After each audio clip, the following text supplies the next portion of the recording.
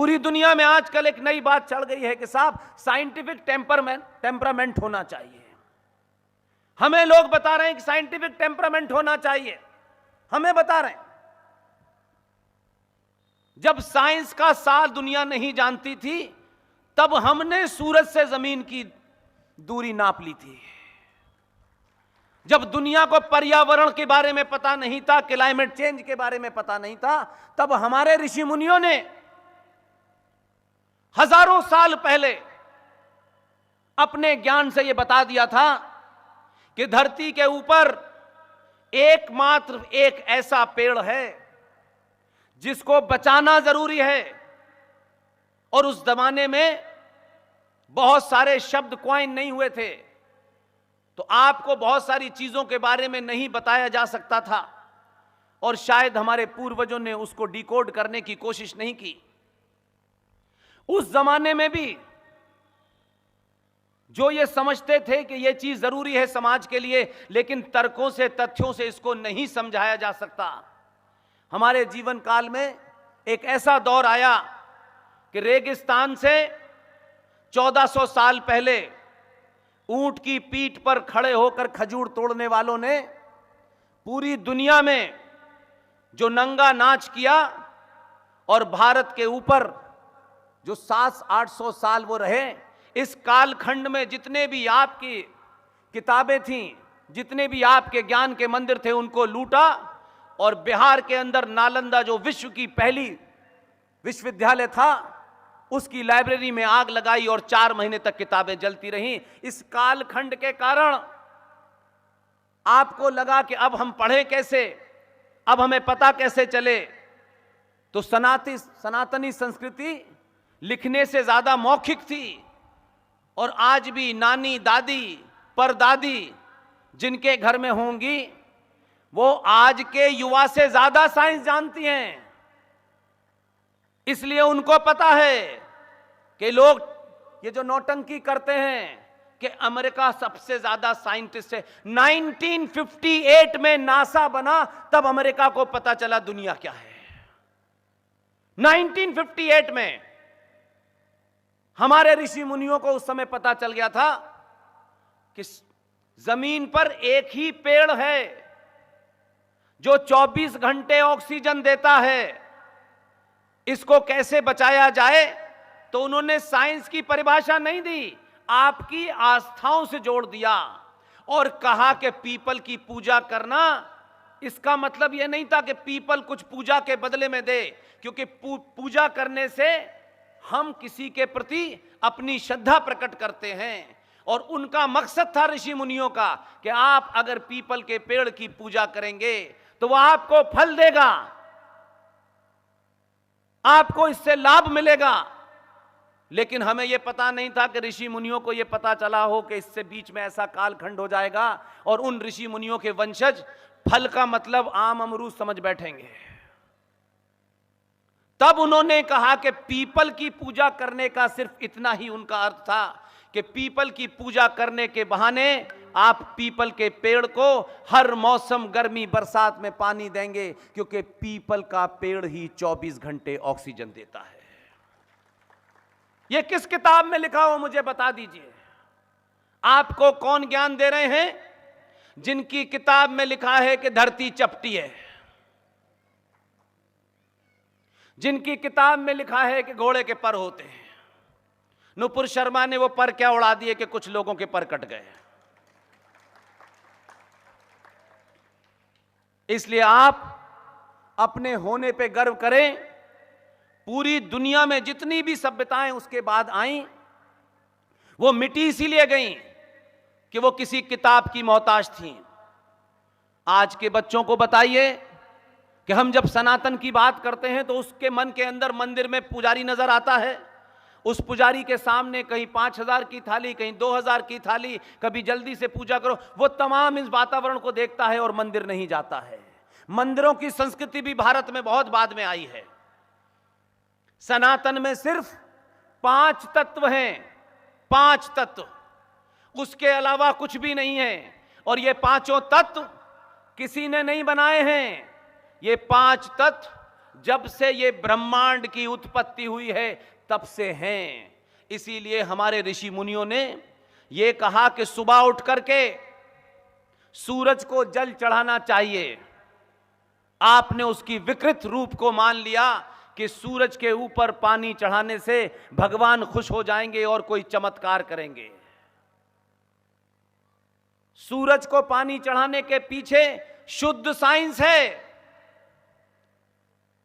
जब आप सुबह उठते हैं तो रात भर जितना पर्यावरण होता है, जो एनवायरनमेंट होता है, जो पेड़ होते हैं, सिवाय पीपल के सारे पेड़ एक ऐसी गैस निकालते हैं जो आपको नहीं चाहिए होती, उसे कार्बन डाइऑक्साइड कहते हैं। जब सूरज सुबह निकलता है, उसकी पहली किरण निकलने वाली होती है, उस किरण के साथ ही रात भर जो पेड़ कार्बन डाइऑक्साइड देते हैं, वही पेड़ सुबह सुबह सूरज की किरण निकलने के साथ साथ प्रचुर मात्रा में ऑक्सीजन देना शुरू कर देते हैं। उस ऑक्सीजन के साथ में सूरज की किरणों का मिलन, और जब आप पानी चढ़ाते हैं सर के ऊपर से, तो पानी की धार नीचे गिरती है और सूरज की गर्मी, ऑक्सीजन का रिएक्शन पानी के माध्यम से आता है और आपकी आंखें खुले होती हैं और आपके माथे पर वो सूरज की रोशनी की सारी किरणों को पानी एक जगह कर देता है और आपके इस मस्तिष्क के ऊपर वो एनर्जी देता है जिसे हम लोग अपने उन 5 तत्वों में अग्नि कहते हैं, और पूरे दिन के लिए आपको अग्नि और एनर्जी मिल जाती है। हमने समझ लिया कि ये कोई पोंगा पंडित बात है, क्योंकि कुछ चीजें सिंबल तरीके से समझाई जाती हैं, क्योंकि जरूरी नहीं है कि हर छोटे बच्चे को आप ये समझाएं। जैसे एक मां होती है, वो छोटे से बच्चे को साइंस की बातें नहीं समझा सकती, उसे सिंबल पे समझाना चाहती है। वही मां जो उस बच्चे को दूध पिलाती है, वो बच्चा जब गिलास से दूध पीने लायक हो जाता है तो दूध नहीं पीता है, लेकिन वो मां, क्योंकि उसका लक्ष्य है कि ये दूध पी ले, क्योंकि मां को ये पता है कि दूध पीने से इसका स्वास्थ्य ठीक रहेगा। लेकिन उस मां का रूप देखिए, वो मां अपने बच्चे को दूध पिलाने के लिए कि ये दूध पी ले गिलास से, इसके ना पीने की जिद छूट जाए, तो वो उससे कहती है कि दूध पी लो, नहीं तो अभी भौबो आ जाएगा, तुम्हें काट लेगा। तब भी उस मां का जो लक्ष्य है वो उस बच्चे को दूध पिलाना है, लेकिन वो भौबो का नाम लेती है तो उससे डर के बच्चा दूध पी लेता है। अब इस अवस्था को आप हजारों साल पहले ले जाएं कि जब कहा गया कि पानी चढ़ाना है, तो आपने जब तर्क करने की शक्ति नहीं थी, तो आपके ऋषि मुनियों ने कहा तर्क मत करो, क्योंकि तर्क इस उम्र में तुम्हारी समझ में नहीं आएगा, पानी चढ़ा लेना। तर्क समझने के लिए 2022 में कुछ पागल आएंगे तो बता देंगे। वही मां, उसी का बच्चा, आप जरा सिनारियो देखें, वही बच्चा जब 10 से 12 साल का हो जाता है, मां तब भी उसको दूध पिलाना चाहती है, लेकिन तब मां का तर्क बदल जाता है, क्योंकि उसको पता चल जाता है कि ये अब 2022 के भारत का भारत है, इसलिए अब इसको तर्कों पे बताना पड़ेगा। अब ये सिर्फ मेरी बात कहने से नहीं मानेगा, अब मां उसको बता रही है उस 12 से 14 साल के बच्चे को दूध पीना चाहिए। दूध पीने से हड्डी मजबूत होती है, और हड्डी मजबूत होगी तो भौबो आएगा तो तुम उसे मार के भगा दोगे। उसी भौबो को बुला रही थी दूध पिलाने के लिए। आज वो बच्चा समझदार हो गया तो उसको बताया कि दूध पीने से कैल्शियम मिलता है, कैल्शियम से हड्डी मजबूत होती है, हड्डी मजबूत होने से तुम भौबो को मार सकते हो। इसलिए आपने माध्यम को लक्ष्य मान लिया। आज हिंदू सनातनियों की ये स्थिति हो गई है कि जो शुद्ध रूप से साइंस है उसे आपने सिर्फ दूध चढ़ाने, आंख बंद करके पूजा करने, इस तक सीमित कर दिया है। इसलिए हमारे यहां एक तत्व है, ये 2 तत्व की मैंने बात की आपसे। तीसरा तत्व है जल। जल के बारे में क्या कहा गया है, यह भी मां से जोड़ा गया। इसलिए जोड़ा गया कि हमारी सभ्यता में, हमारे संस्कारों में, हमारी उपासना में मां का सबसे बड़ा रूप है। बिना मां के ये सृष्टि भी नहीं होती। लेकिन मां का एक बड़ा रूप यह भी है कि दुनिया की अगर सबसे बड़ी कोई सच्चाई है, अगर सच को आप सिर्फ एक शब्द में कह सकें तो सच्चाई की परिभाषा सिर्फ शब्द मां कह देने से पूरी हो जाती है।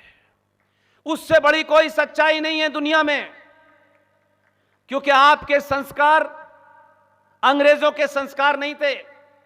आपके संस्कार 1400 साल पहले जो किताब आई उस जैसे नहीं थे।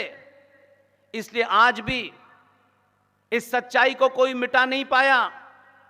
इसलिए मैं उसको दूसरे तरीके से रखता हूं ताकि आज के बच्चों को समझ में आए कि मैं कहना क्या चाहता हूं।